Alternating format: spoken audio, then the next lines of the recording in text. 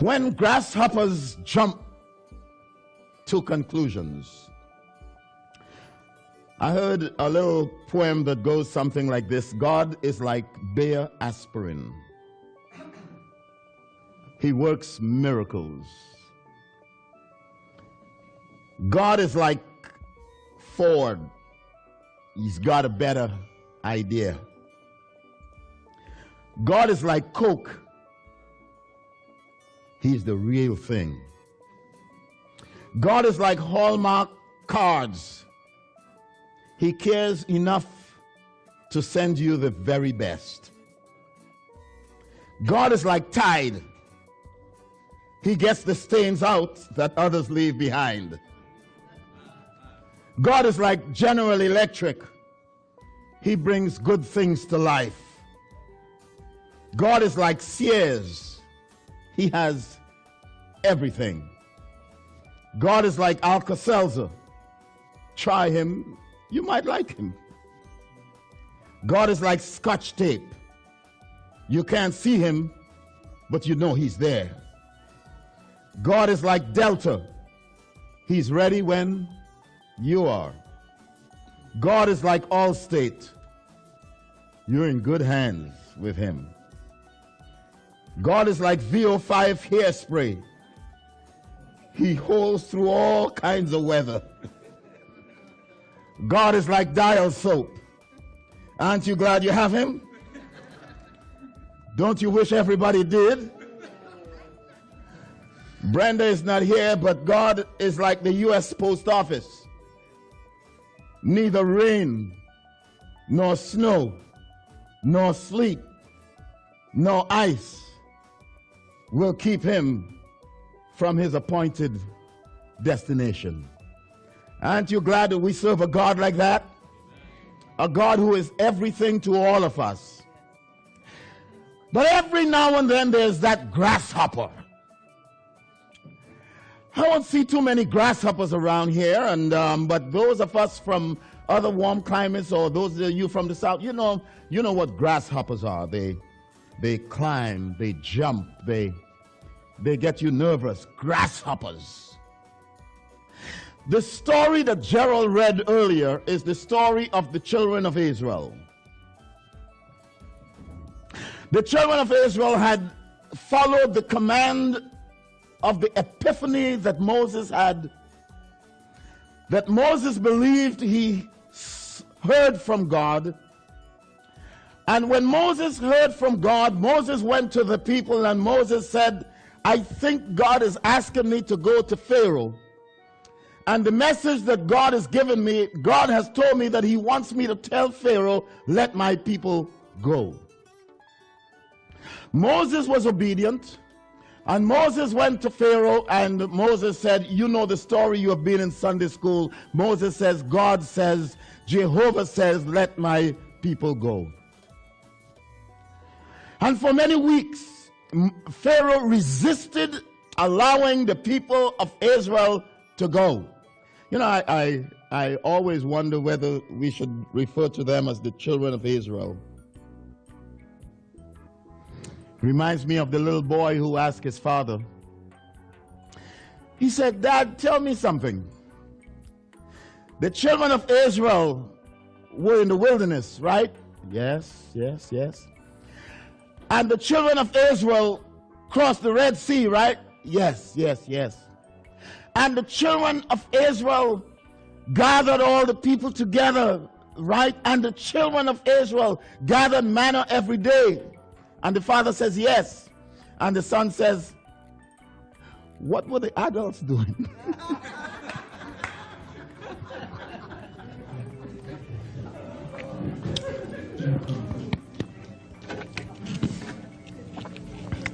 So the children of Israel had gone through, and they had now, because of their disobedience, they had spent 40 years in the desert. And now they had reached to this place called Kadesh Barnea.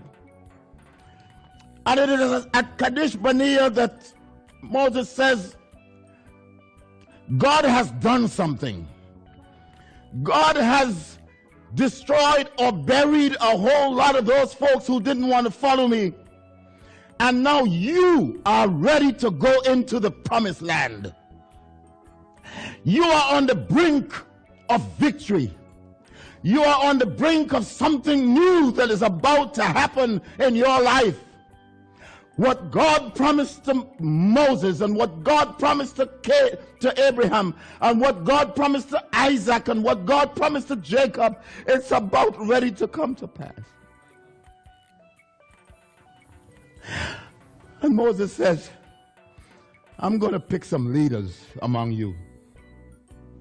And Moses chose leaders. Moses chose people who he knew followed God very closely. And Moses says, I want you holy people, you people who know how to lead, I want you in the middle of the night. I want you to go over into the land. And when you get over there, I want you to sneak around. I want you to spend some time there and look and see what kind of land is this. Because our people are ready to go over into this land, but I want you to go spend some time, and I want you to see what kind of people we have over there. See what kind of fortresses they have over there. I want our people to go over into the land that God has promised, but you 12, I want you to go over there and come back and bring us a report. Tell us what you see over there. And the 12 of them go over, as Joel read, and they spend some time, and they found some grapes, and they were having a great time, and they found a lot of honey. And then after a couple months, they came back, and they said, yeah, we have a report. Moses says, gather all the people, and we're going to have a report. Are you holding her hand? Okay. And there we are. And there they gathered. And as they gathered, Moses says, all right. I want to hear the report.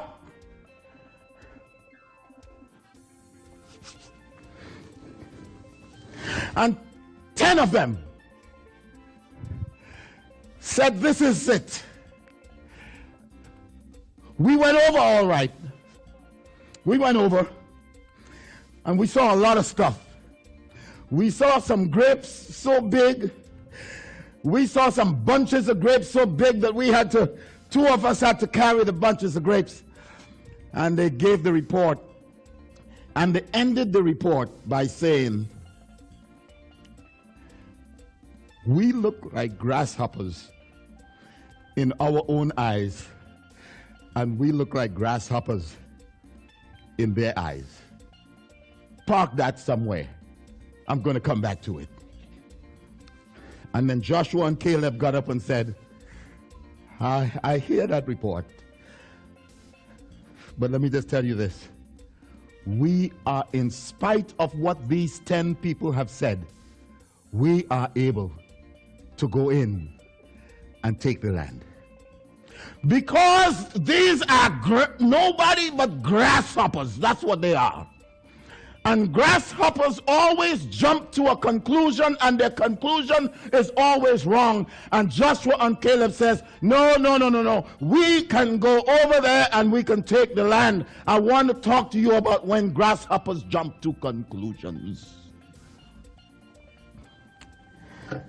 In my own spirit, I believe that our church is on the brink of something new, something great.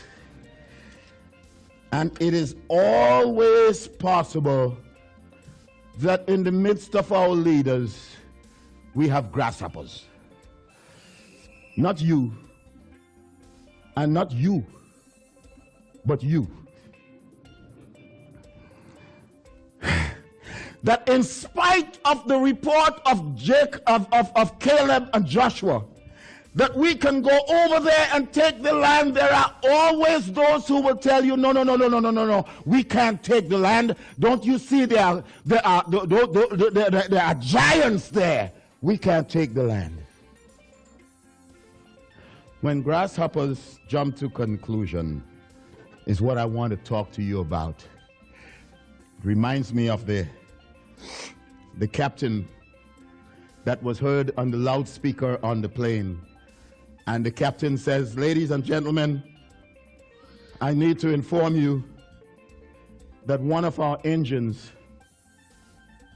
just shut down. We have another engine. And then he added, to reassure you, I just wanted to let you know that there are 2 Anglican bishops on board.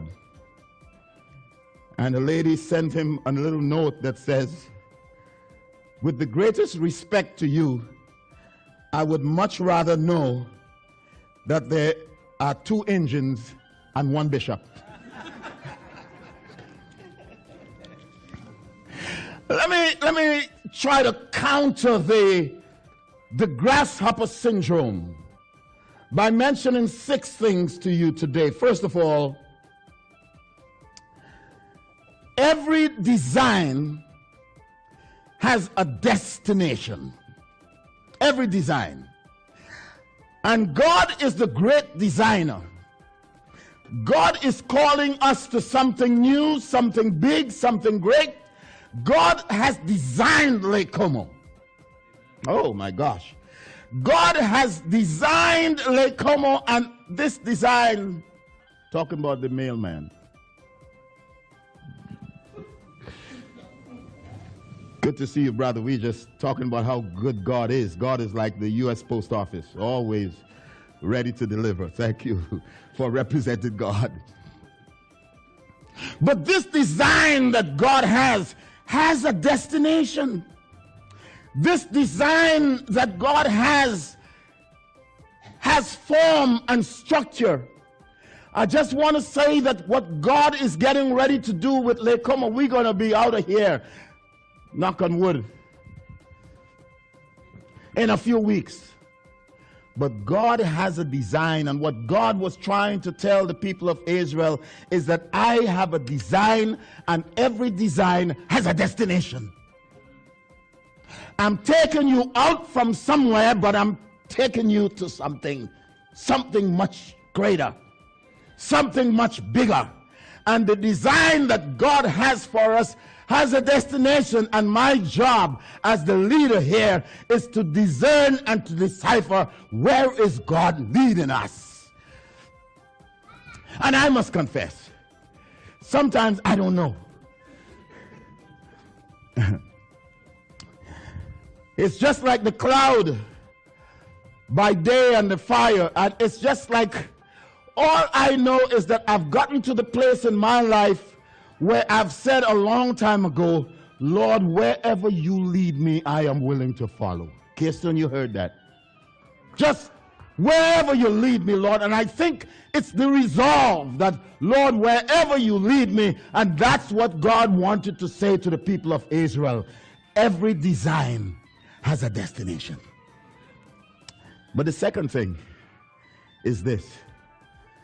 And I know you, Mark, I know it will rock your theology, but let me give you one more.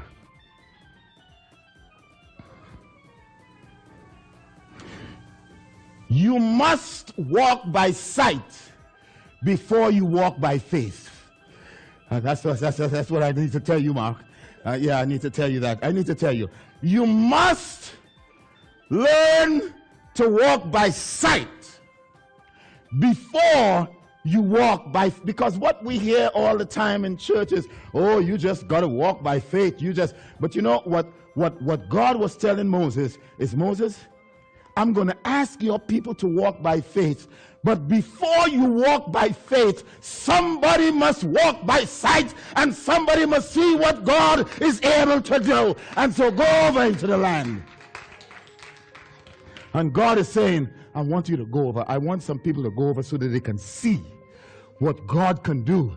And when they see what God can do, then they can come back and tell the people, now you can walk by faith. Because, like Martin Luther King, I've been to the mountaintop. I've seen what God is able to do.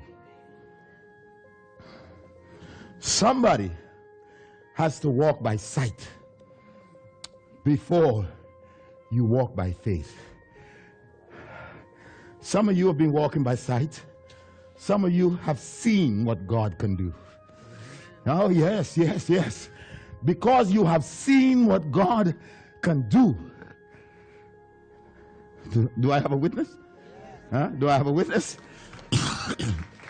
You have seen, you know, when the doctor says you only got so much to go, and you have seen that God is still alive and that God is still a healer. You know without the shadow of a doubt, yes, you see what God can do, and because of that you can walk by faith.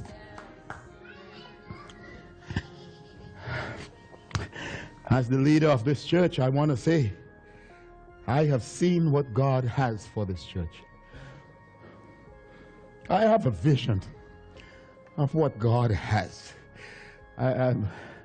Over the next few months, I'm going to be telling you about being on mission for God. I'm going to be telling you about tri-evangelism. I'm going to be telling you about committing your life, and it's only because I've seen what God has in store for Lake Como, and because I have seen what God has in store for us, I can walk you. I beg you to walk by faith, because I've seen what God can do. I've tasted the grapes. Oh yeah, I've tasted the honey. I know my God is real. I know that God wants to grow this church. I have seen it. Oh, God has revealed it to me, what God is getting ready to do here. And all I'm asking you to do is to walk by faith, because God has shown me what God is going to do. That's all I'm asking you to do. Somebody's got to see it before we walk by faith. Thirdly, mental migration is necessary before we have any movement for God. Mental migration. In Amway, we used to, many years ago, we used to call it stinking thinking. Yeah. Negative people. You've got to get that out of your mind. You've got to shift. Allow your mind to be shifted from that negative place, that grasshopper syndrome, where it is, I can tell you why we can't do it. I can tell you why I can't do it. I can tell you why I can't get that promotion. I can tell you all the negative stuff. You've got to have a mental migration. Some movements have got to take place in your own mind before God is able to use you.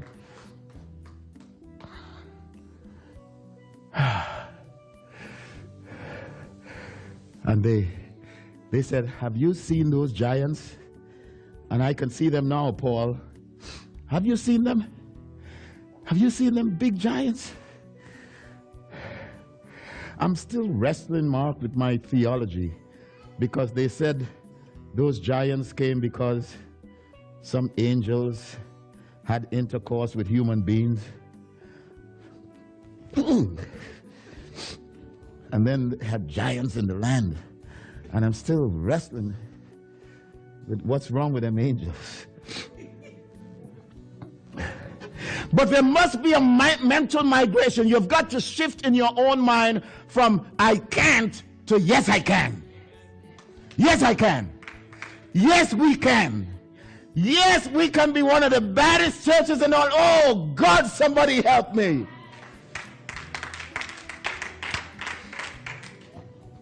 Somebody help me to understand that God can raise up a church called Lake Como Connections that is a vibrant church, that is a multicultural church, that is a church on fire for God. Mental migration. And I don't need I don't need a whole bunch of folk to believe it. I just need one or two. I just need one or two people who are committed to pray and to intercede and to go to God and say, God, we got to do it.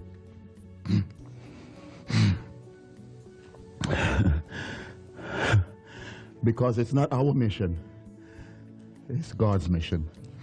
I just need one or two people.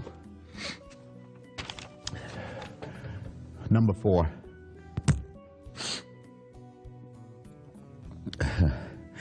God was calling them to be leaders, but they had an identity crisis.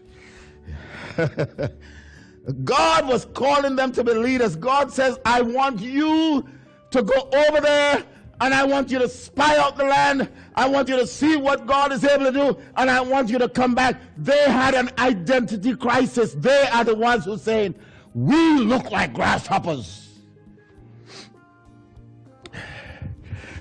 Boy, if that ain't an ISIS, if that ain't an identity crisis, I don't know what is. We don't look like leaders. We don't look like giants.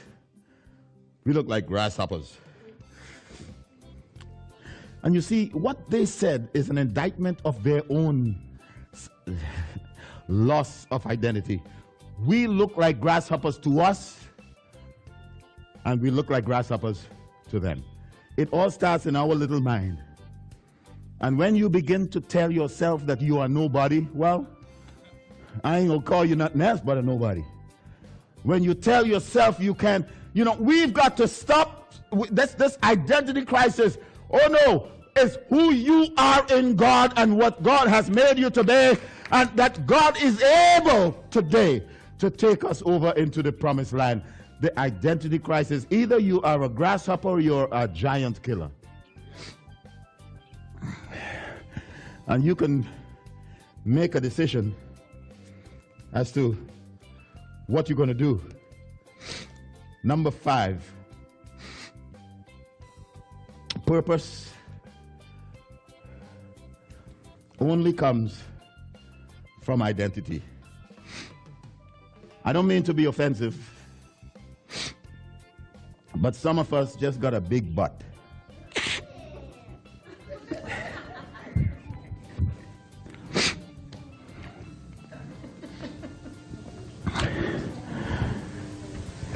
Yes, we can go over. Yes, the grapes are, semicolon. But,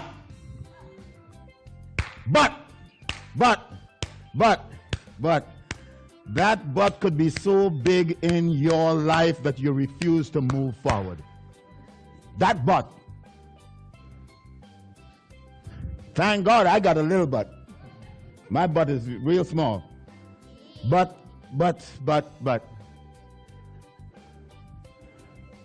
some of us make that butt and we all have a butt, but sometimes we make that butt so big that we cannot climb over.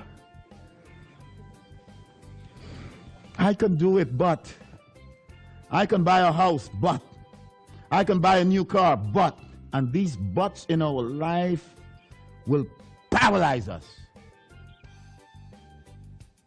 We've got to deal with the buts in our lives. There are semicolons that we have to understand. They are only semicolons and they are not periods. That's the problem.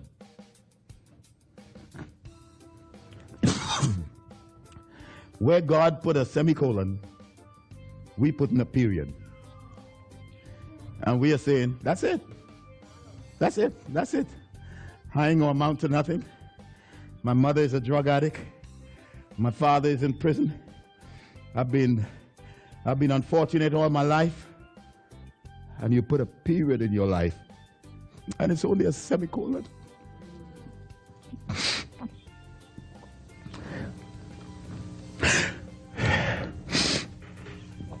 But we don't have the finances. But those people will laugh at me. But I'm too busy. But I've done my time when it comes to the work of the Lord. I've done all, but I don't have the skills, but I have no credibility. Moses heard it all, but. And whatever is the but in your life in 2015, I'm telling you, take that period out of there and put a semicolon. You are stopped only for a while. Only for a while they can detain you.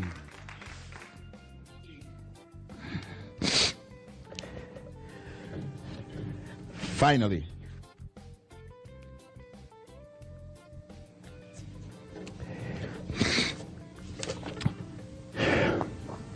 you can't kill the Jebusites and the Amorites. You can't kill the giants out there until you kill the grasshopper in your life. You got to kill that grasshopper. That grasshopper that keeps telling you you can't kill it. And it creeps up on you. It jumps up into your life when you thought you had everything going right. That grasshopper, you've got to creep up on that grasshopper and kill the stupid stuff. Kill it. Talking about, I went over there and I saw the giants. I saw the Amorites. I saw all those giants, but I don't think they are so big. And God is trying to say to you, I'm lifting you. I'm ready to give you the land. All you have to do is to walk into the land, and all you're talking about is the giants in the land. Don't we all do that sometimes? When God is calling us, but before you can kill the giants, you can't kill the giants until you kill that grasshopper that keeps in your life all the time. I don't know about you, but I'm ready to kill my grasshopper. So let me give you 4 ways that you can kill the grasshopper, and I alluded to one before. We cannot be victorious in this life unless we change the period to a semicolon, and I've talked about it. That's the first thing. Secondly, you can kill the grasshopper in your life when you don't minimize what you are capable of doing. That's how you kill the grasshopper. Don't forget what you are capable of doing, what God has, the skills that God has given you. You are capable of doing great things for God. Don't minimize that. And then don't minimize what God can do through your life. I made sure I put David, don't go out and talking about I got bad theology. I did say, yes, don't minimize what we can do for God, but also don't minimize what God can do through us, through our lives. And the final thing I want to say to you, you can kill the grasshopper in your life by depending on 3 things. And this is what Moses was telling the people. You can kill the grasshopper in your life by depending or reminding yourselves of the promises of God. Yea, though I walk through the valley of the shadow of death, I'll fear no evil, for thou art with me, thy rod and thy staff, they comfort me. Yeah, the promises of God. There is no temptation taken you but such as is common to man, but God is faithful, who will not allow us to be tempted above that which we are able to bear, but shall with every temptation make a way of escape, that I might, I can kill the grasshopper by relying on the promises of God. I can kill the grasshopper by depending or reminding myself of the performance of God, what God has done. You don't have to look too far in your life to see what God has already done in your life. The performance of God. I can kill that grasshopper if I only remind myself God has worked in my life. God has worked. I know God is working. I know God can work. And that will kill any grasshopper. And then finally, brothers and sisters, you can kill the grasshopper in your life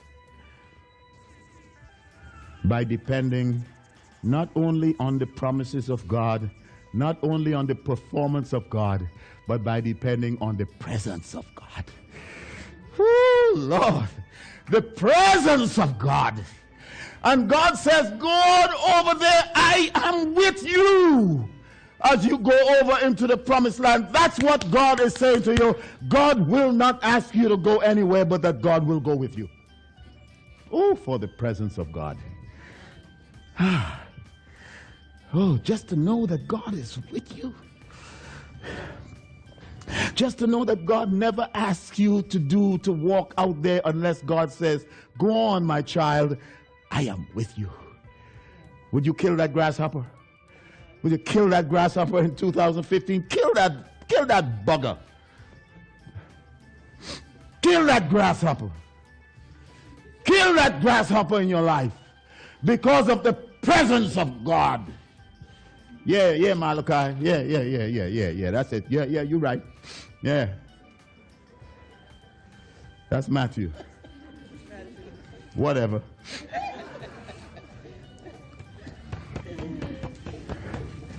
Kill that grasshopper.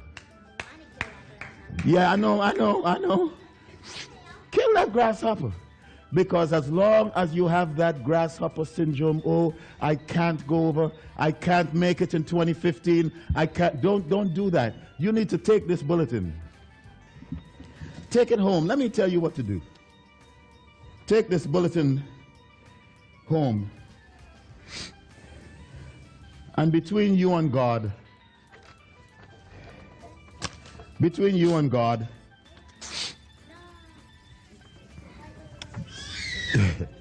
let me ask you to do this. Between you and God, in the privacy of your own home, in your own little closet, why not take this bugger and make a pledge to God that you are killing this grasshopper in your life.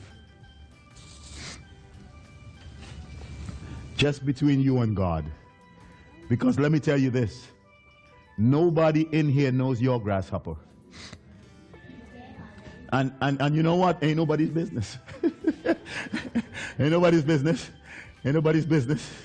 But you, when you go home, find yourself in a little closet and say, Lord, Lord, I'm here to do something with this grasshopper